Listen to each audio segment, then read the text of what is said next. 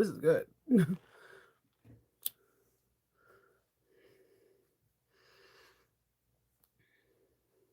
Let's see.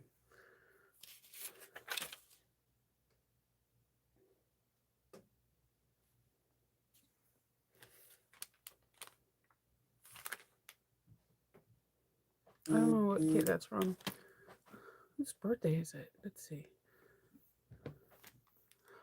Oh, I need to call them. Good morning, Arnetta. Do you have ice everywhere? I walked out this morning to go get a coffee, and there is ice everywhere. It took me like 20 minutes to defrost my car. There's ice everywhere. I did not see that in the news. And to be all fair, I did not watch Max Velocity yesterday. And now I wish that I did. But chaos ruled yesterday. So, good morning. No ice. It the gardens look like did you guys watch The Lion, the Witch and the Wardrobe? I mean, I know all of us read the book cuz it was like if you're over the age of 30, it was in your like your syllabus. It was part of your childhood that these books were read in elementary or primary school. But when they came out, they were very popular movies in the early 2000s. So when remember when Lucy came back and they went to go get their brother, how like ice was everywhere, the grass was white, the cars were white, it was pure white ice. I was like, oh and I knew I should have knew something because we have trash pickup on Friday. So I thought it was the trash pickup, but I'm like, why am I hearing the trash pickup like two or three times? No, no, no. It's the trucks salting and scraping the ice off the roads. I get into the car and I can't open the latch because it's iced over. And I'm like, I'm determined. I get in and I'm like, I might have to do captain's log from the car. It took like a good 20 minutes to defrost my car. Good morning. Yeah, the books are amazing. I hope they said that we're going to come out with a series again. And the series back the book series the movie series were pretty good back then. Um I only can imagine what they can do with it now cuz I mean, we had good to us CGI and all that stuff in the early 2000s, but what they are able to do now, I only can imagine. And Liam Neeson still has this really cool voice, so he can still go, you know? Like, yeah. So I'm only can imagine. I know. I know, Arnetta. Like, okay, so in my head, when I'm okay, so I have like a list for Christmas that I have to watch certain movies in order for it to be real Christmas. And the Miser Brothers are a part of it. I have to hear the song, like, and I have to hear it, right? And I always laugh, right? Because I'm like, Heat Miser, you silly little fool. We have to have winter because I love winter. But I'm gonna let Mr. Snow know, like, he needs to back up. He needs to back up. At this point, it is harassment. Like, I love all four seasons, but we're supposed. It's harassment. It's hurt like and I know people in Minnesota and in the in the West, in the Midwest are like, Shnova, shut up. You don't know what snow is. No, I guess. I don't. I don't. But every time we were about to see grass, the, Mr. Snow's like, guess what? You're not. You're not. You're not. It is harassment. Okay. Oh my god, you guys, yesterday all I could do is laugh because if I don't laugh, I'm going to cry. Yesterday was one of the worst days I had this year. Like I was going out of my mind. I called for an emergency therapy section. Um and I thank God for like my sister and stuff like that because it's like she knew, like she had like sister bond or something, like she knew I wasn't doing right. So she kept like messaging me like inappropriate or funny Instagrams or whatever. Yesterday was just pure chaos. And it started like the minute I got off of like the second I got off of Captain's Log. So Roxy immediately was in distress. She was in such a bad way, we had to take her to the emergency vet. Um, she couldn't hold down anything, and she was not holding down anything multiple times to the point where we were freaking out. I've never seen a dog do what she was doing. They were able to give her like a prednisone shot and give her a shot to make her keep things down. I don't want to say the T word, the T followed by the up, because I don't want to get anyone sick, because you know, she was really sick.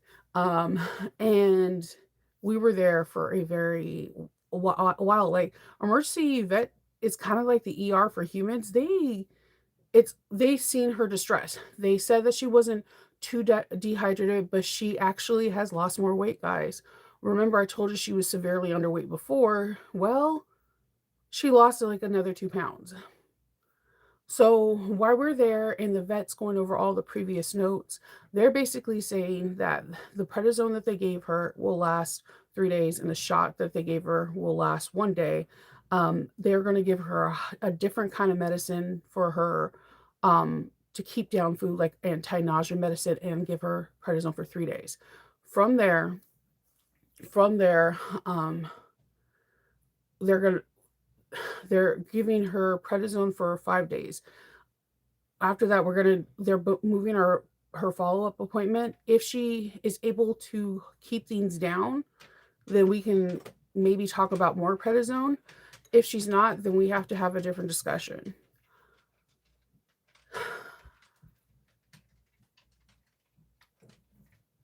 Watching Kendall's emotions,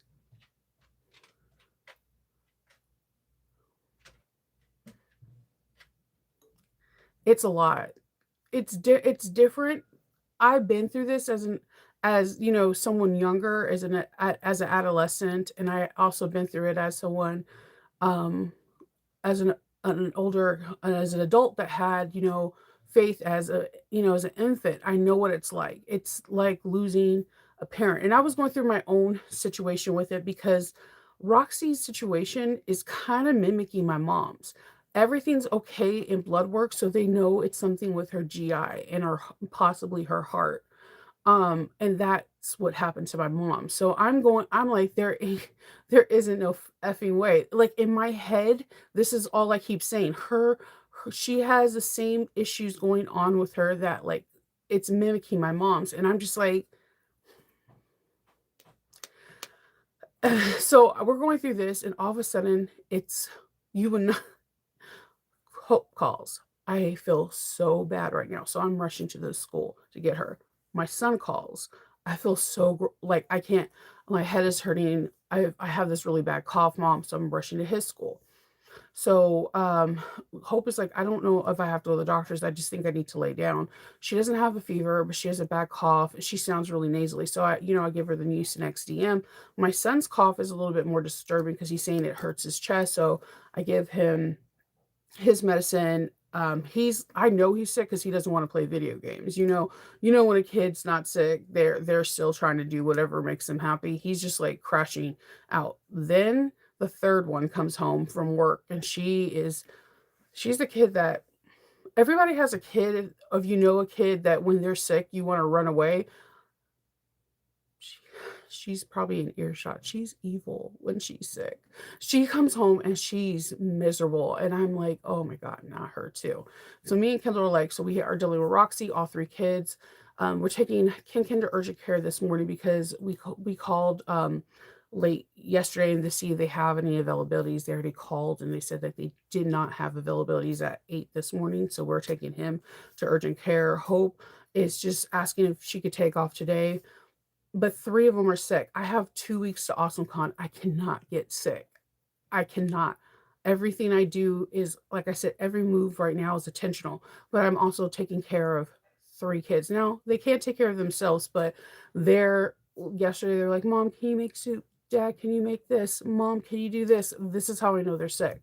They're wildly independent, but when they're sick, they're wildly needy, and they're your kids. You're going to do whatever you can do to make them comfort. So you're like, here's some Vicks Vapor Rub, here's a bath bomb, go in the shower, take this bath bomb and it'll open you up. Like, here's some water, drink some juice. Like, I recently discovered Pedialyte has like a form of like Gatorade, and they're like, can we just have Gatorade? I'm like, no, it has too much sugar. And they're like, Pedialyte is disgusting, mom. So, and um, and then we're telling them what we found out. We're trying to be as open and honest with them so that it's not like a shock if something bad goes with Roxy, and they're not taking it well. The only other death experience they really had to deal with is Kendall's grandmother passed away, but all the kids were really young, so they don't really remember it. And then my mom. But Roxy is the only being, only somebody or something, however you want to look at it. We treat our dogs like they're our people, that spending their life every single day since she's been a part of our family for going on 11 years, and they don't know how to act. They don't.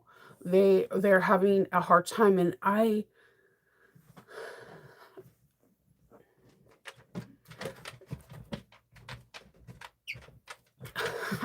so I was running around like crazy yesterday, and then another incident happened.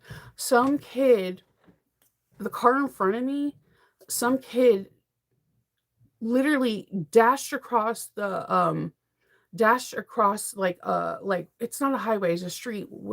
We have the green light. A person dashed across the street, and we both slammed on our brakes. I seen the kid dash. They did it. The kid dashed, but the woman, we didn't. She didn't hit the kid. But here's the car. She was like, the person just ran, and she just barely missed them. And I pulled off, and she was in the car, like holding like a vice grip. I'm like, you're okay. You didn't hit them. You didn't hit them. But I knew that she was freaking out for some odd reason. I knew she was freaking out because I would be freaking out. And she just broke down and started crying. And she was like, "Thank you for stopping." I seen it because the thing is that if she hit them, I would have done the same thing. I would have stopped. Um, it was like a series of unfortunate events yesterday, and like, I also I filmed, and that filming was not on my side. Like, my Wi-Fi kept trying to cut in and out. I had to go back and refilm a couple things because the Wi-Fi kept cutting in and out.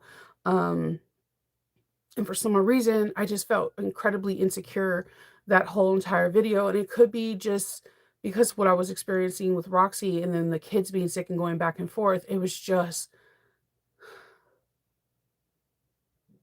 I got it done. I edited it, and I just barely got the pictures done today. And it's, it,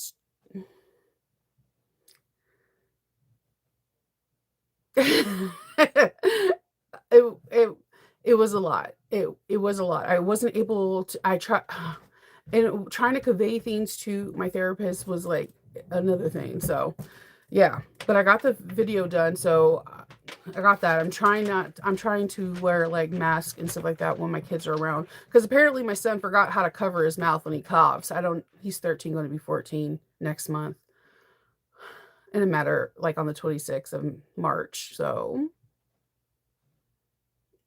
like 1 month, he just completely forgot how to cover his mouth. I don't understand. Oh yeah. Oh, I didn't even get to see that. I did not get to see it. Chris is a very, very kind person. The first time I met her in person, she I really didn't know who she was. I've seen some of her patterns before. But I remember walking by with Nicole, and then I remember like kind of like asking, because she was her booth was like here. Her booth was right over here, and like Jolie Lee Creations was right here. They were at So Magical. and I was very, like, apprehensive, I guess. I was like, I didn't, because like her bags are very classy. Like her bags look like they belong on the fashion runway themselves. And I don't consider myself like bad and bougie. I kind of I consider myself geeky with a twist, kind of. And I never know how someone is going to take like me on. Like I like I don't know if I could sit in front of Sue Reed and talk about bags, because I think Sue Reed's like Sue Maggie 55 as classy. That's why when Alexis and me or Rosa like vibe, it's so funny because I think of our bags polar opposite of each other. I feel her bags are super classy too. So she's really nice. And then I did her live for the Leia. The Leia tote, the first time I seen the Leia tote was in North Carolina, actually at the Garden Room Sew, and that bag was absolutely amazing. Yeah, from Christine. And that was the first time I seen that Leia tote. And it was absolutely, it was pretty cool. And I got to sew it live. And Chris was the first like designer that was on the live. She was giving tips and tricks on the live. She was the first designer that has ever done that. And then we followed up after that live, and we just kind of been friends. Like I can message her for stuff. And if you're part of my Patreon, then you know that we have done several bags from her. And anytime I want to do a Patreon, she's like, yeah, go for it. Do it. Like, do it. And then I would show her what we did for modifications and stuff. So how we kind of developed our friends is she realized that I like to modify, because we've actively done modifications for her bags on Patreon. So when she started wanting to do hacks, of course, I think that's how she thought of me, because she was like, Shinova does modifications. So I've done modifications on her bags before. So I think that her coming up to me was like kind of natural. And I expressed to her in California that I would love to work with her, because I do. And also we were too busy chatting and talking about Wingo. I told you guys, me and her were standing and watching everyone play Wingo. And we were both smiling because we just seen so many people having fun. They had their visors on. They were ready to play. And she was like, yeah, I would love to. And then all of a sudden out of nowhere, she was like, yeah, do you want to do a hack with me? And I'm like, I do modifications. That's what I'm for. And that's how it happened. And I told her too, like, anytime she wants me to do a hack class with her, I'm down, because that's pretty much what my Patreon is. If my Patreon has been what, 2-3 years now, and that's what I do. I kind of do hacks all the time. And it was cool for someone to kind of acknowledge what I do, if that makes sense. Because I feel like it was like, oh my God, someone noticed me. So it was really cool. And it's just been a while. Like I've messaged her a lot, and then she messages me back. And she also, if you're also in my Patreon group, then you also know that last year I did interviews with certain people in reference to things that I um, think are important in bag making, and also in, if you want to start your own business. There is an interview with Chris, and it's a unique interview because it's not exactly what you think it's for. And I came to her as a friend asking her if I can do an interview for XYZ, and she gave Patreon an interview.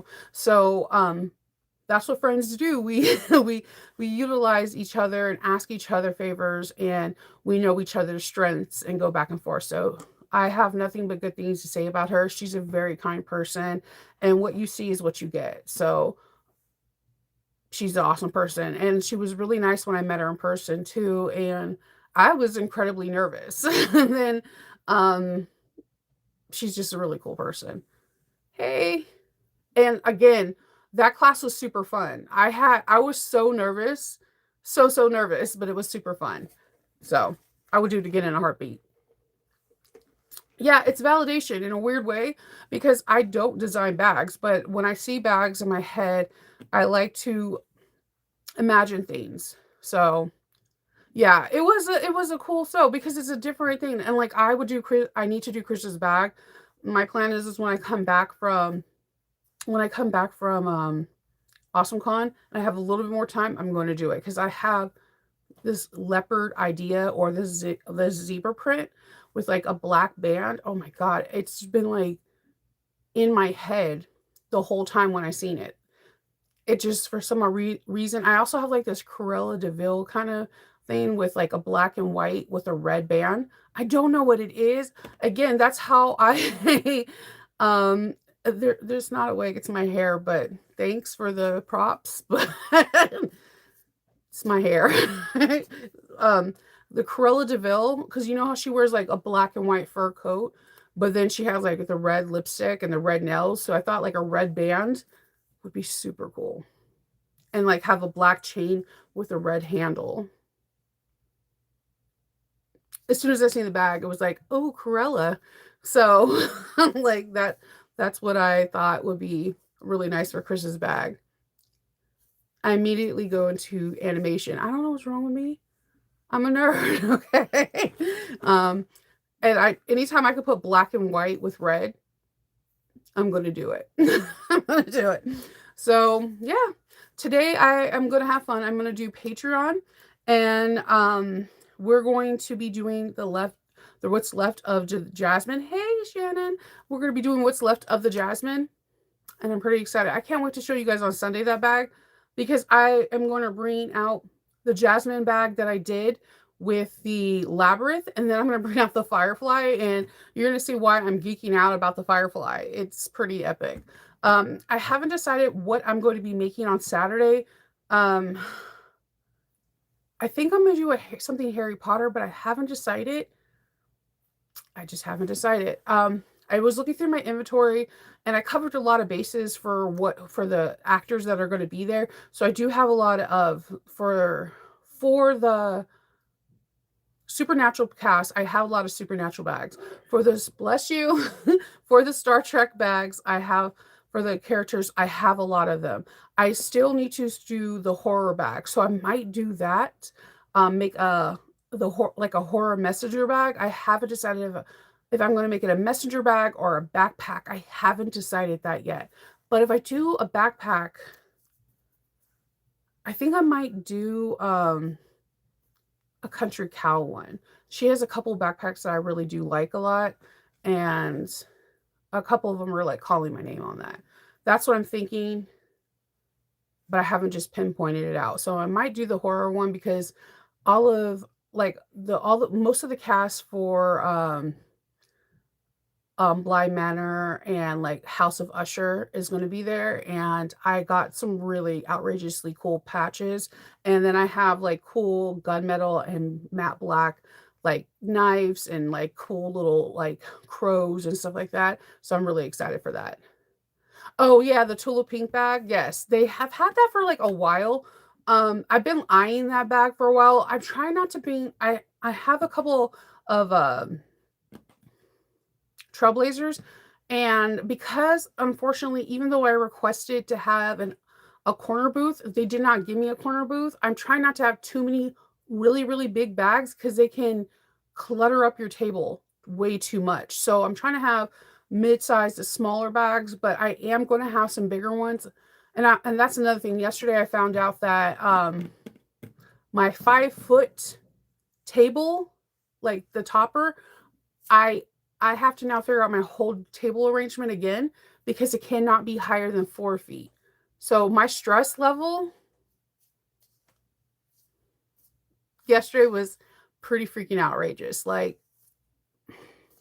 it's still outrageous. It's just not as much as it was yesterday. I'm just going to take it like one step at a time today and knock out little fires here and there. So I know the last one by Country Cow is really nice, but I'm going to be planning on making that later on this, probably around May or June. Totally okay. I know, I know. I think I'll be really good with the sales. I'm just waiting. I have to figure out a whole new setup, which super fun. Now I just gotta figure out a setup that can hold like 60 to 75 bags. Super fun. Super fun. I can do it. I just need to think harder or like think of my current bag thing and just like downsize it 1 foot. Good times. So I could do it. Yeah. Um, no, I don't have a handler, but think I don't have a handler at all. Yeah. So that's all I have for you guys today. I will be back on Sunday and hopefully I have a really cool bag for you. You guys also on the first, there is a bag of the month. It's going to be Sewing Patterns with Mrs. H. Samantha came out with a really cool bag. I'll have like 2 to show you, and there will be a video that comes out with that. The bag is super cool. I can't give you any details. If you're in the bag of the month group, she does show a little hints here and there. There are only a hint I could give you. There is pockets galore. Samantha here's pockets, and she does run with them. So there should be that for fun.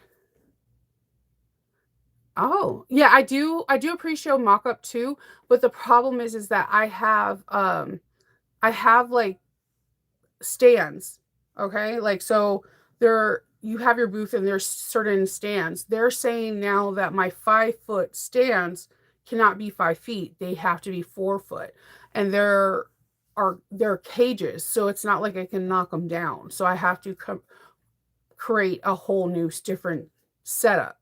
So I have to go out and figure something else out instead of the current situation that I have. So yeah, I usually do a mock-up too.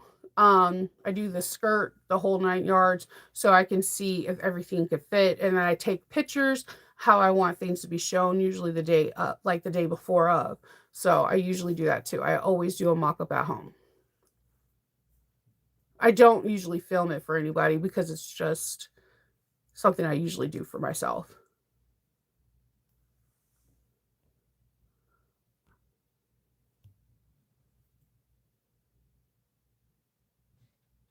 Let's see. I'm excited too. All right. So I am going to sign off and I hope everyone has a really good day. And I will be talking to you guys later. Okay. All right. Bye. Happy weekend.